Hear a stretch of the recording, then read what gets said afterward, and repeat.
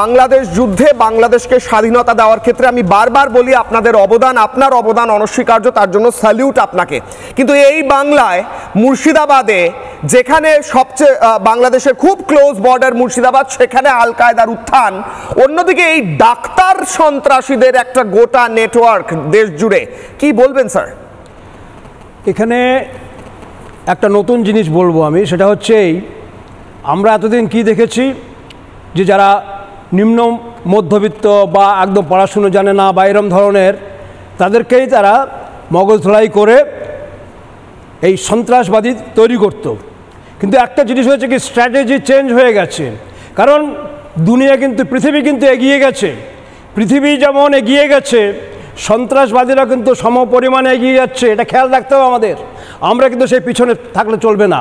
আমাদেরকে জানতে হবে, সন্ত্রাসবাদীরা আজকে চিন্তা করে দেখুন, যারা ডাক্তার, যারা আমাদের দেশকে সেবা করবে বলে ওথ নিয়ে তারা ডাক্তারি পড়াশোনা করছে বা ডাক্তারি হয়েছে, তারা কি করছে সেই সুযোগ নিয়ে। কারণ একটা জিনিস খেয়াল রাখতে হবে, আমরা সমাজের যারা, বিশেষ করে ডাক্তার যারা, তাদেরকে আমরা সম্মানের চোখে দেখি। কারণ ডাক্তারকে আমরা চিন্তা করি সবসময় যে আমাদের ভগবান, মানে আমাদেরকে যে কোনো মুহূর্তে যে কোনো কিছু হলে পারে তারা আমাদেরকে সাহায্য করবে এবং আমাকে সম্পূর্ণভাবে সুস্থ করে দেবে এই পৃথিবীতে থাকার জন্য।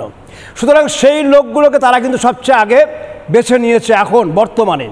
তা না হলে আজকে চিন্তা করে দেখুন, যারা ডাক্তারি পড়ছে, যারা বিশেষ করে ডাক্তারি পড়া কিন্তু যে কোনো লোক করতে পারে না, তার মেরিট আলাদা। সেই মেরিটোরিয়াস যারা, তাদেরকে নিয়ে আজকে যে সন্ত্রাসবাদী তৈরি হলো, সংগঠন করলো তারা, এটার পিছনে একটি বিশাল কারণ হচ্ছে যে আমাদের যে চিন্তাধারা, আমাদের যে ইন্টেলিজেন্সের যে চিন্তাধারা, সবসময় আমরা চিন্তা করি কি, অলিগলিতে বা নিচু ঘরের যারা আছে এদেরকে, বা যাদের পিছনে কোনো আগে কোনো সন্ত্রাসবাদী কাজ আছে, কার্যকলাপ আছে, তাদের পিছনে আমরা নজর রাখি। কিন্তু এই গ্রুপ, বিশেষ করে ডাক্তার, তাদের ইঞ্জিনিয়ার, এদের কাছে কিন্তু কখনোই আমরা এই ব্যাপারে চিন্তা করি না।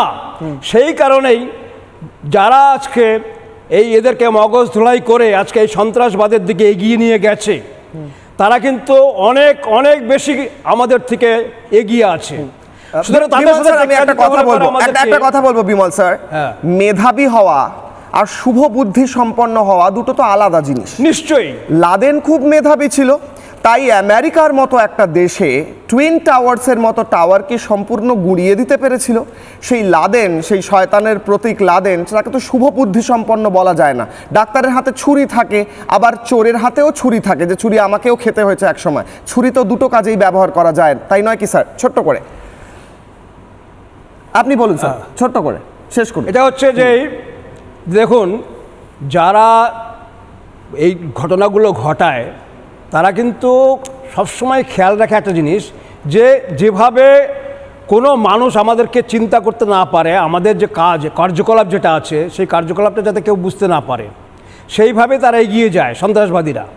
সুতরাং আজকে আমাদেরকে খেয়াল রাখতে হবে, আমাদের দেশ ভারতবর্ষ যে জায়গায় এগিয়ে যাচ্ছে, পাকিস্তান এবং বাংলাদেশ, আমি বলবো একদম নাম করে, পাকিস্তান এবং বাংলাদেশ, তারা কিন্তু সবসময় আমাদেরকে খেয়াল রাখছে। আমরা যেভাবে এগিয়ে যাচ্ছি, আমাদেরকে ব্যস্ত করে রাখা, আমাদেরকে যে এগিয়ে যাচ্ছি আমরা উন্নতির দিকে, সেই দিক থেকে যাতে আমরা আমাদের মানে মাইন্ডটা চেঞ্জ করতে পারি, হ্যাঁ, এইটা কিন্তু তাদের চিন্তাধারা। সুতরাং আমাদেরকে খেয়াল রাখতে হবে, কখনোই এটা ভাবা উচিত না যে আমাদের দেশে যারা আছে, আজকে চিন্তা করে দেখুন, আজকে আমরা মানে যারা আমাদের আলফালা বিশ্ববিদ্যালয়ে পড়াশোনা করছে, তারা আমাদের দেশের নাগরিক। আমরা কিন্তু চিন্তা করতে পারিনি কোনোদিন যে আমাদের দেশে থেকে আমাদের দেশকেই তারা মারবে, আমাদের দেশের লোককেই তারা শেষ করে দেবে।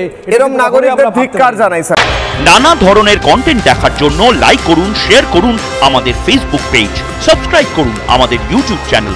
পাশাপাশি অন্যান্য ব্রেকিং নিউজের জন্য অবশ্যই চোখ রাখুন রিপাবলিক বাংলায়।